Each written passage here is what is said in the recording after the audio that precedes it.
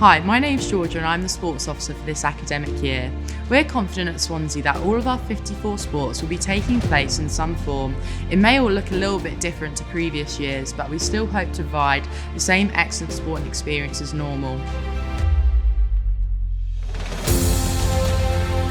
The usual BUCS competitions won't be happening until January, but in the meantime we've come up with lots of solutions for first term to provide competitive sporting opportunities, whether that be intramural competitions or friendlies regionally with our neighbouring universities.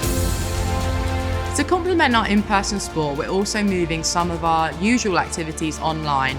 We're providing online committee training, virtual activities and fitness classes to make sure that everyone has the opportunity to access sport come September.